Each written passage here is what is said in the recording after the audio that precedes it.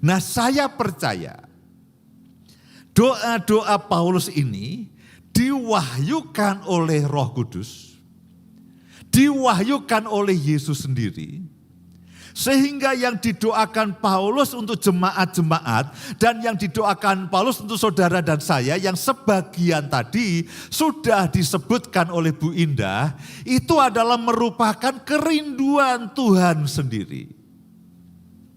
Jadi doa Paulus itu pokok doanya didasari oleh kerinduan Tuhan kepada saya dan kepada saudara, supaya saya dan saudara mengalami.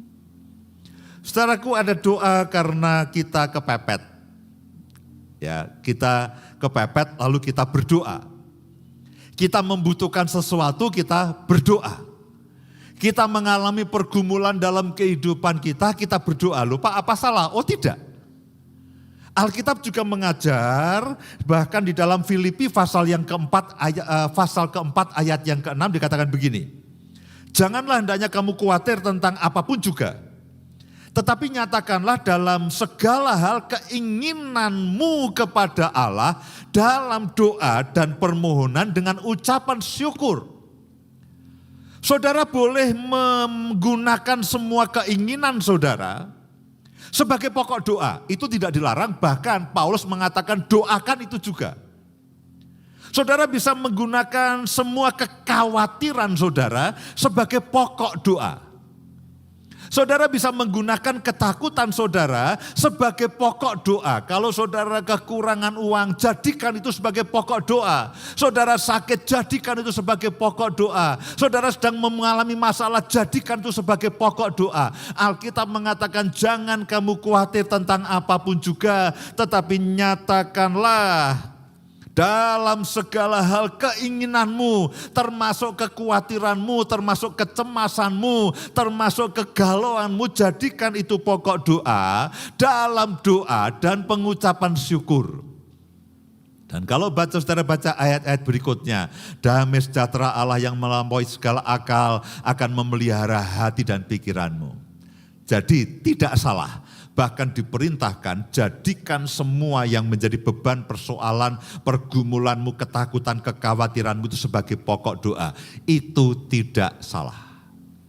Kalau saudara berdoa untuk ketakutanmu, jawabannya saudara akan ditolong Tuhan supaya saudara tidak takut lagi.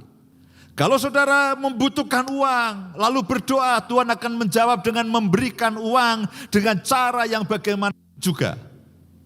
Kalau saudara ada di dalam pergumulan, lalu saudara berdoa dan Tuhan akan menjawab melepaskan saudara dari pergumulan itu.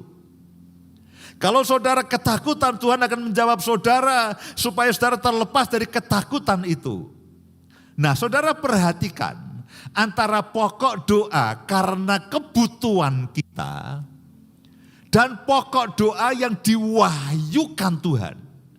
Jadi saya umpamakan begini, kalau ini adalah katakanlah permukaan ini, ya permukaan dari mimbar ini adalah level kehidupan manusia. Semua kebutuhan manusia itu ada di bawah ini levelnya. Semua makan, minum, pakaian, berkeluarga, kebutuhan keuangan dan sebagainya itu katakanlah itu batas kebutuhan manusia. Nah di atas kita itu ada kehendak Tuhan. Di atas batasan permukaan mimbar ini ada kehendak Tuhan. Di bawah mimbar ini adalah semua kebutuhan manusia. Nah kalau saudara dan saya hanya berdoa sesuai dengan kebutuhan manusia, saudara akan mendapatkan pemenuhan dari setiap kebutuhan manusia.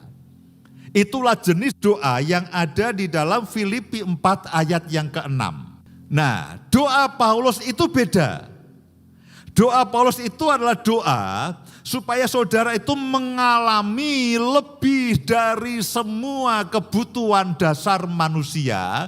Karena yang dia doakan itu adalah kehendak Tuhan atas saudara dan saya. Makanya di dalam Efesus 3 ayat 20 tadi dikatakan, dia yang sanggup melakukan jauh lebih besar dari yang bisa kita pikirkan dan kita doakan. Nah, Berharap dari awalan ini saudara akan bisa mengerti dan bisa memahami, karena saya akan bicara mengenai doa Paulus yang diwahyukan oleh Kristus sendiri supaya saya dan saudara itu mengalami kemuliaan. Kita butuh uang. Tuhan, aku butuh uang. Diberi uang. Tuhan, aku sakit, aku butuh sembuh, diberi kesembuhan. Nah, itu semua adalah level di bawah kebutuhan manusia.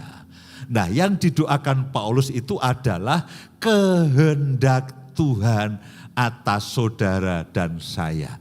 Dan itu sebetulnya bobot, nilai, dan kemuliaannya itu jauh melebihi dari doa kebutuhan manusia.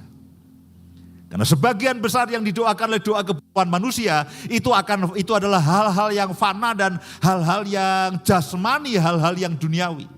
Tapi yang didoakan Paulus itu jauh melebihi semua yang fana, semua yang jasmani, karena di situ ada kepenuhan Kristus, di situ ada kemuliaan Allah yang menjadi nyata, di situ ada hal-hal yang tidak pernah kita dengar dan sebagainya.